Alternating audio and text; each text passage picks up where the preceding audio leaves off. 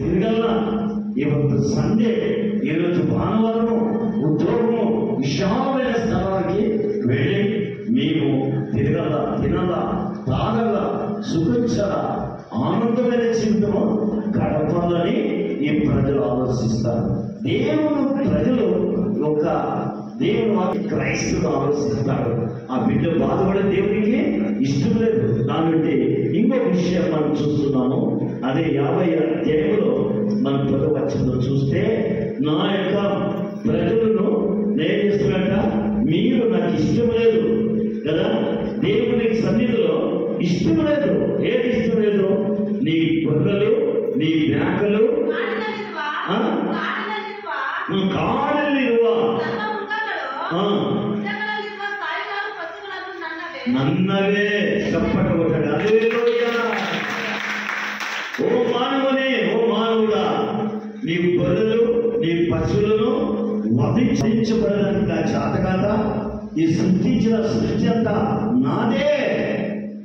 నేను నాకు ఇష్టమైనది, నీకు ఇష్టమైనవి యాదో ఎలుగుపడినవి, కుంటివి, గుడ్డివి, కన్నుగారకుడివి, మూవివి నీవు సమర్పించవచ్చు. అయినా నాకి ఈ యొక్క అడవిలో ఉండే పశువులు, జంతువులు అన్నీ నావే.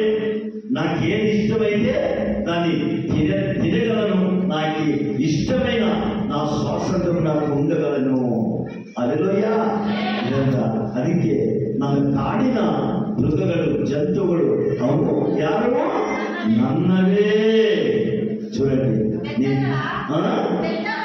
ಬೆಟ್ಟಗಳ ಹಸುಗಳೆಲ್ಲ ಅಲ್ಲಿ నాకు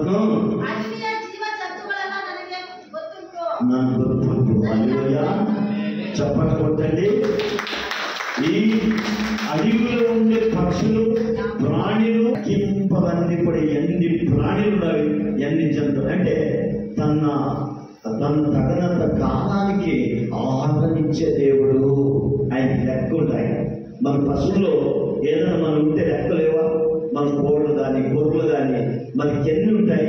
లెక్కింపు ఉంటాయి. దేవుడు కూడా ఈ ప్రపంచం నుండే జీవ రాశి కోటులన్నిటి కూడా ఆయన ఏమంట 336 కోటి జీవతో నివాసించే దేవుడు. ఆహారం లేకున్నప్పుడు, అలిసినప్పుడు అవి పోషించే దేవుడు. కాబట్టి